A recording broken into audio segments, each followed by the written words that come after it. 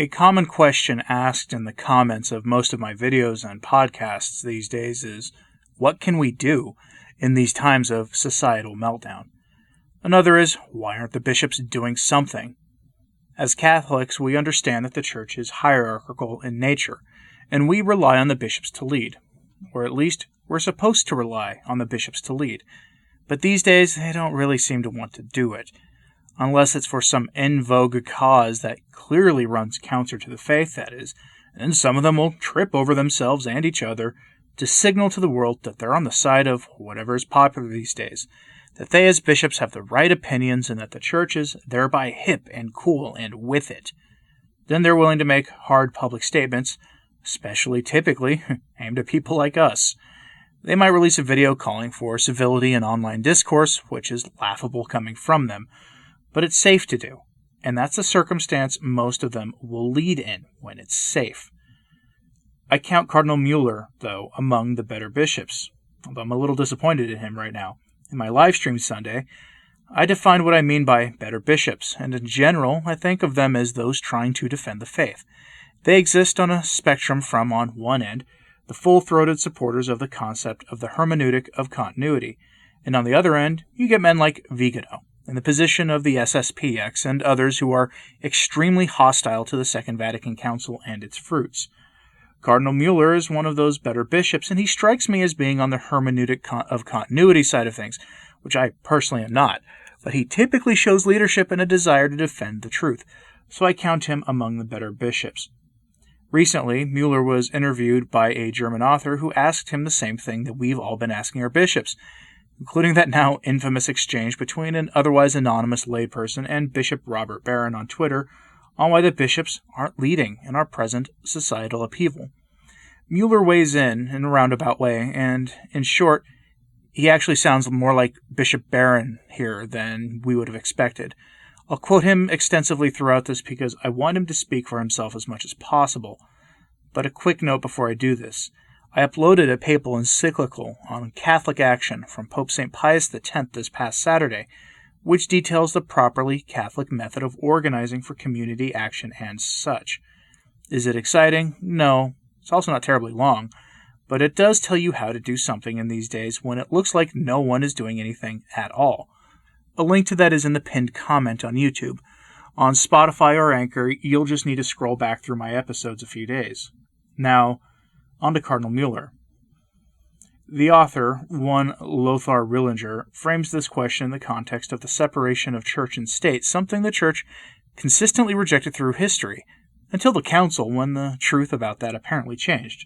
The German Constitution isn't a pure separation of the two, but offers means of the two working together, which isn't a bad thing at all. But the question asked in light of that is, quote, to what extent should the Roman Catholic Church influence the political process in view of the loose intertwining of state and church?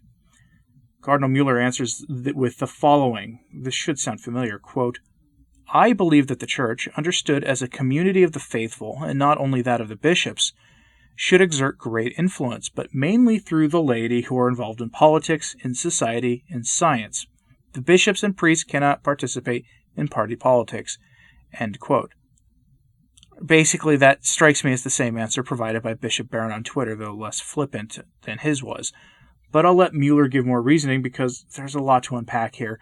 He begins by touching a topic that I found out that I can't touch at all here, and I found that out for yesterday's video, actually, so I have to omit some of the examples he gives, but his reasoning is clear. He speaks on the Church providing essentially ethical witness in the political process and pointing out the consequences. Quote, the Church is called to stress the ethical basis of politics, but not to formulate politics as such. He then goes on to use a controversial policy in Europe as an example that, again, I can't use here, but its thrust is that the church hierarchy must speak the truth about what the state is doing, but not offer policies itself. The conversation turns to the Middle Kingdom and communism. He's asked about Marxism as a solution to societal problems and if the church can endorse it. His response is straightforward and important for us to understand. Quote, for Cardinal Muller, it is clear that Marxism in its historical manifestations has brought only misfortune, and this exclusively because it is based on a false anthropology, represents a false view of history, and is deeply connected through its materialistic view with the capitalists against whom it fights. The Cardinal continues, we have therefore in the Middle Kingdom the most abstruse combination of extreme capitalism and extreme communism. They dictatorially rule by communism, are the complete self-refutation of Marxism. One takes practice as a criterion for theory, but the practice shows that the theory is wrong. From some Marxist analyses of society, one certainly might be able to learn something. There are class antagonisms, that is true, but history is not the dialectical result of class struggle, since history as a whole is not accepted by us as a struggle of one against the other. That would be a wrong attitude. The battle rhetoric should actually be overcome. We do not have the class struggle as the driving force and goal of history, but the communio sanctorum, the communion of saints. The goal of history is, in God's providence, to overcome our sinfulness and find our perfection in love. End quote. We can see in the modern world that this framing has been changed, that the agents of chaos are clearly communistic in their economic policy. But they don't only frame these antagonistic relationships in economic and class terms, although they do that as well, but in the terms we see all over our televisions now. We're told constantly what they are, and we can't talk about it without repercussions, but you know what the framing is by now, and everyone must submit or face the consequences. But it's still a class framing, even if it's not class in the classical sense of that. But in the new framing that perfectly exploits the weakness of America, and by extension the Western world, even if outside of America the absurdity of the argument becomes pretty blatant. Communism is at the core of what the agents of chaos are trying to do. That's what they're advocating, when they advocate anything between engaging in acts that really remind me of the spirits that possessed the pigs in sacred scripture. That's what it's really like to watch this happen, and I think we definitely are underemphasizing the demonic nature of what's going on in the culture. It should hit home for Catholics, though, given how the eyes of the agents of chaos have turned towards the faithful. Muller goes on to talk about the effects of the Amazon Synod, including the development of liberation theology and the development of a uniquely Amazonian theology that the Church in the future will have to come out against, as it is at the very least a distortion of the faith, if not something worse. It's an interesting read, and if you want to read it, you can do so on the Sources blog at returntotradition.org, where I have it linked for your easy access. The interview hits a lot of topics, but the central thrust is my main thesis, actually, that the faith and its social teaching, meaning Catholic social teaching, properly understood, not distorted for some personal partisan ends, can restore order to society. It can be used, when done so authentically, to overcome these artificial divisions in society, recognize natural divisions that are worth preserving and cherishing, and create a harmonious order where families and persons thrive. But this requires rejecting the agents of chaos and the magic beans they offer of communism. Now I'm mixing metaphors when I say that, but it's true. It's a sort of snake oil that they offer, one that will only lead to more misery, and our leaders aren't taking it seriously enough yet. Some of them are still tripping over themselves to endorse everything going on. All the while Catholics have come under the baleful eye of the agents of chaos, which is why the response from Barron and now Muller is frustrating. I'm going to introduce you to a figure from American history that might be of help. I thought about doing a Forgotten Saints episode about him, but he's not technically a saint, so there's that. The figure is Archbishop John Hughes of New York. He was a humble Irish immigrant who entered the priesthood, caught the eye of his superiors, and quickly found himself becoming the Archbishop of New York City. Quite the accomplishment. He did it in a pretty short amount of time. He also had that, shall we say, Irish spirit.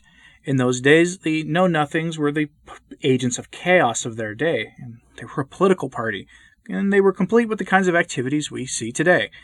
They went after the faithful in cities around America. Archbishop Hughes visited the mayor of New York, who was himself a know-nothing, and basically told him what would happen if that happened to the faithful in New York, that the faithful would pay back in kind to the city what the city let happen to them. The effect was that in New York, nothing happened. Archbishop Hughes took a great personal risk and exercised real leadership, and that's all we're asking the bishops to do today, which frankly would require them to abandon the conciliar thinking that says that the bishops don't lead the faithful in these affairs anymore, which they don't adhere to anyway, as I've already said. Plus, you have the matter of the various Catholic nonprofits being led by the bishops and taking government money to do things that frankly go against the faith. And that might be the real reason the bishops won't act. If those funds were cut off from the Church in America, the Church in America would be in a lot of trouble, and they know it. Now let me know what you think about Cardinal Muller's words here, And just a reminder, Pope St. Pius X's encyclical gives information about what Catholics can do, so check it out. I put that one up this past Saturday for a good reason. Thanks for listening. I'm Anthony Stine. Ave Maria.